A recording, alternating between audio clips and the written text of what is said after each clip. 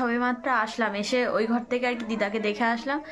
দিদার অবস্থা অতটাও আর কি ভালো না। তো শুধু বলছে যে ছোট মেয়েকে দেখবে, ছোট মেয়ে মানে আমার মা হলো সবার ছোট।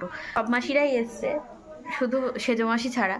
তো সেজো মাসি আজকের আর কি বাসে উঠবে, কালকে সকালে নামবে, মানে আগামীকাল সকালে। তো এই লাস্ট এসেছিলাম 17ই আগস্ট, সেই দিন অত রাতে। তারপরে এখান থেকে চলে গেছি 19 তারিখ না 20 তারিখ নাগাদ। তারপরে তো আর মামা বাড়িতে আসা হয়নি, দিদার সাথে তো আর দেখা হয়নি। এই এখন এসে দেখছি এরকম, জানি না কি হবে, দেখা যাক। শুয়ে আছে দিদা এখানে চুপ করে, তো কথাটা তো সেভাবে বলছে না। আমি মা এসে সব ড্রেস চেঞ্জ করলাম, দাদা ভাইও আর কি হাত মুখ ধুয়ে তারপর তাই দিদার কাছে আসলাম।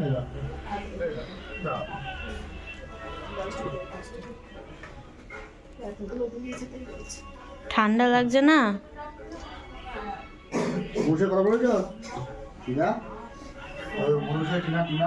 এই দেখো বড় মাসি এদিকে রান্না করছে। ও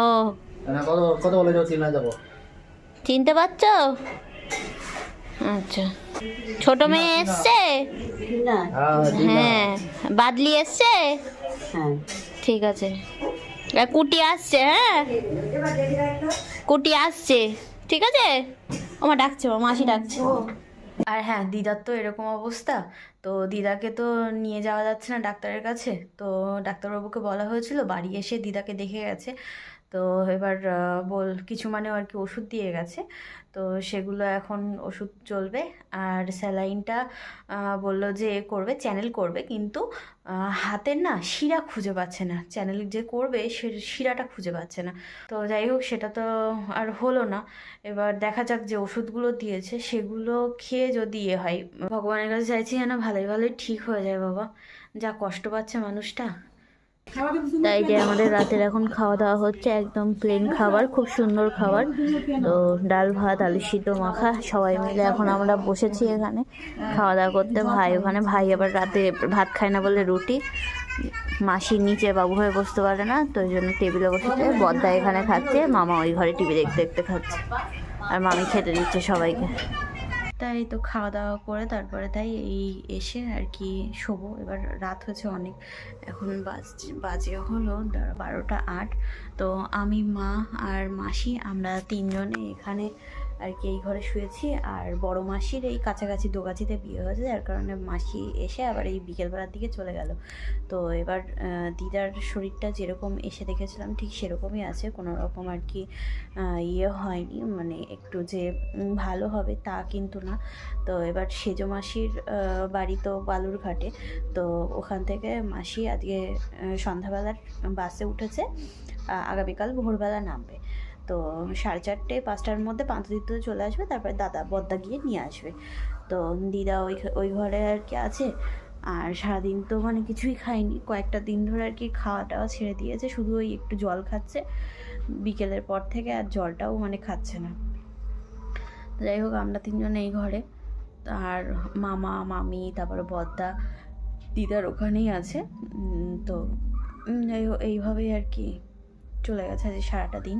তোমাদের সাথে সেভাবে আমি কিছু শেয়ার করিনি, দেখো মন মতি ভালো নেই, যার কারণে আমি তোমাদের সাথে আর কি যে অন্য সময় হয় না, যতই কষ্ট হোক যতই ইয়ে হোক, আমি কিন্তু ভিতরটা কখনো তোমাদেরকে দেখাই না যে এতটা কষ্টে আছি।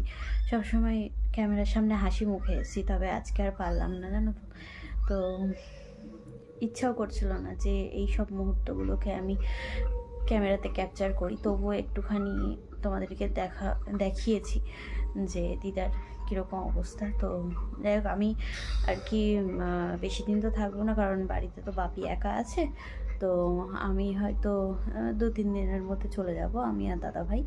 তো মাকে বললাম যে তুমি থাকো দিদার কাছে, আর বৌদি তো গতকালকে এসছে, তো বৌদিকেও বললাম যে তুমি থাকো না হয় বাবা বাড়িতে, তারপরে মা যখন যাবে তখন মার সাথে চলে যাও। আর আমি আর দাদা ভাই হয় আগামীকালকে, না হয় তার পরের দিন যাবো বাড়ি। যাই হোক, এই হলো ব্যাপার। রাত এখন অনেক হয়েছে, 12টা বেশি বেজে গেছে। তো একটু ঘুমিয়ে নিই, সারাদিন আর কি শোয়া নেই, সেই ভোরবেলা উঠে বেরোনো, খাওয়া দাওয়াও সেভাবে কারোর কিছু নেই, মন মতি ভালো না থাকলে খাওয়া দাওয়ার প্রতিও কারোর কিছু থাকে না। তো চলো আবার তোমাদের সাথে পরে কথা হচ্ছে। তো এখন ভোর ভোর বেরিয়ে পড়লাম, বাজে এখন কটা বলো তো, 5টা। তো যাব আমি আর দাদা মাসিকে আনতে, পান্ততীর্থতে যাচ্ছি। কি কোন গাড়িতে যাচ্ছি বলো তো, এই দেখো 107 করে। এইটা দাদার, তাহলে কত এটা? 207। ও 207 করে, ঠিক আছে। এইটা দাদার, উঠবো? এই গাড়িটাই দাদা ভাড়া টানে। তো বললো যে চল, এখানে 2জন হয়ে যাবে। তো এবার ব্যাপার হলো যে আমি কেন যাচ্ছি, কারণ মাসি অনেক বছর হয়ে গেল কৃষ্ণনগর আসে না। তো ওই ফোনে আর কি যোগাযোগ হয়, যা হয় দূরে বিয়ে হলে। তো এবার দাদা দেখেছে হলো অনেক বছর আগে, তো মনে নেই, তাও প্রায় 13-14 বছর। তো দাদা বলতে যে চল আর উদ্দেশ্যে। তো হঠাৎ করে গতকালকে রাতে বৌদিরা তো চলে গেল দুপুরবেলা। তো রাত্রে মামা বাড়ির থেকে মামা ফোন করে বললো যে এরকম দিদার খুব শরীর খারাপ, গা হাত পা পুরো ছেড়ে দিয়েছে, খাওয়া দাওয়া অনেকদিন ধরেই বন্ধ করে দিয়েছে, তো তাড়াতাড়ি আসো, মানে ছোটো মেয়েকে দেখবে এই করছে। হ্যাঁ, তো ওই জন্য আর কি দেরি না করে তাড়াতাড়ি বেরিয়ে পড়লাম। তো এখন আছি এই তো দমদম স্টেশন, সবাই মাত্র নামলাম। এই যে আমি, মা, দাদা ভাই, আমরা 3জনেই এসেছি। তো কালকে জানতে পারলে কালকে একবারে বৌদিদের সাথেই চলে আসতে পারতাম। তো যাই হোক, বাপি একা বাড়িতে আছে আর আমরা 3জনা এই আসলাম। আমি আর মা 2জনে লেডিসে এসেছি। এত ভিড় সে আর বলে বোঝানোর মতন না, যার কারণে সেই তাড়াহুড়ো করে বাড়ির থেকেও বেরিয়েছি, ভিডিও শুরু করতে পারিনি। এই আমার ব্যাগে জল আছে। তো এই দাদাভাইকে বললাম যে একটু চা আন, তো চা নিয়ে আসলো, আর এখানে রাখি। তো দমদম জংশনে এখন চা নিলাম। মার তো ঘাড়ে ব্যথা এখনো পর্যন্ত কমেনি, ঘাড়টা ব্যথা, যার কারণে এই যে একটা ব্যাগ, এর মধ্যে আমি আর মানি নিয়েছি, আর ওর ব্যাগে ও নিয়েছে। ও একেবারে বউ নিয়ে বাড়ি আসবে। দিবার থেকে আসছে এই গাড়িটা, কৃষ্ণনগর যাবে, 12 কোচের। এই লেডিসেই উঠবো, দাঁড়িয়ে আছে, দাদাভাই ওদিকে চলে গেছে। তো ট্রেনটা বেশ ভালোই ফাঁকাই পেয়ে গেলাম এখান দিয়ে। মা এদিকে বসেছে, আমি এই সাইডটাই ফাঁকা আছে। এখান থেকে তো ফাঁকা, এবার দেখা যাক সামনে গিয়ে কি হয়। আবার এসছে চাল ভাজা নাও। ভিড় সেরকম নেই, ওই সামনেই একটু যা ভিড় আছে, তাছাড়া ভিতরে কিন্তু বেশ ভালোই ফাঁকা। নৈহাটি ছাড়লো, ভালোই যাচ্ছে ট্রেনটা, বেশ 11টার মধ্যে আমরা পৌঁছে যাবো কৃষ্ণনগর।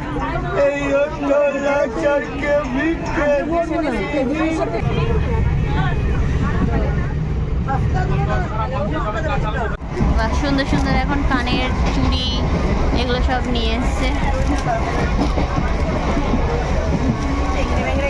এই ট্রেনটায় আসলাম আমরা, এই তো কৃষ্ণনগর স্টেশন নামলাম। চলো এবার, দাদা ভাই তো ওইদিকে আছে, ফোন করছে মাকে।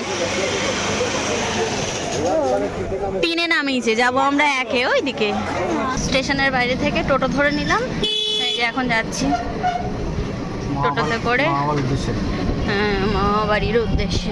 তাই